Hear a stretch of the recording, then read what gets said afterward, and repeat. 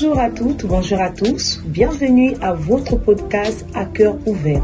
J'espère que vous allez bien. Allez, prenez une tasse de thé. Nous allons aujourd'hui parler de la reconstruction après une relation toxique. Je vais partager avec vous 5 points. Le premier point, on y va, c'est de connaître ton identité, de savoir qui tu es réellement. Tu es une créature si merveilleuse. Répète avec moi, je suis une créature si merveilleuse. Deuxième point, il s'agit ici de découvrir ta valeur. Parce que tu as de la valeur. Ta valeur ne dépend pas de tout ce que tu as pu subir dans cette relation toxique. Des paroles dévalorisantes, des paroles blessantes, méprisantes. C'est pas ça qui va, ravir ou bien voler ta valeur. Ta valeur, tu l'as.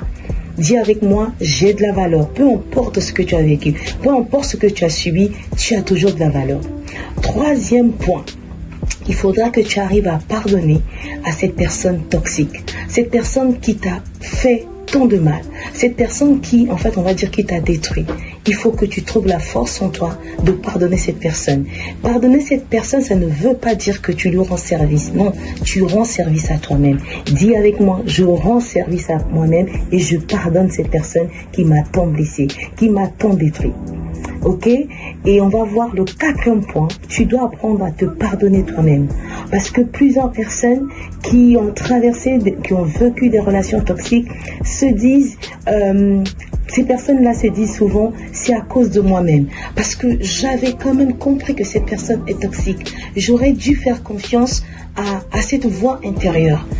C'est vrai, tu n'as pas fait confiance à cette voix intérieure, mais il faut te pardonner parce que tu devais passer par là.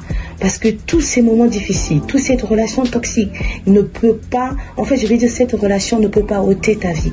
Voilà pourquoi tu es encore en vie. Donc, il faut que tu sois reconnaissant ou reconnaissante avec toi-même. Donc, pardonne-toi. Ne sois plus dans la culpabilité. Ce n'est pas vraiment de ta faute. Tu avais fait confiance et c'est normal. Et cinquième et dernier point, il s'agit de quoi? Il s'agit de pouvoir croire encore en l'amour. Oui, c'est pas parce que tu as vécu cette relation avec cette personne toxique que toutes les personnes sont toxiques. Il y a des personnes bienveillantes. Dis avec moi, il y a des personnes bienveillantes.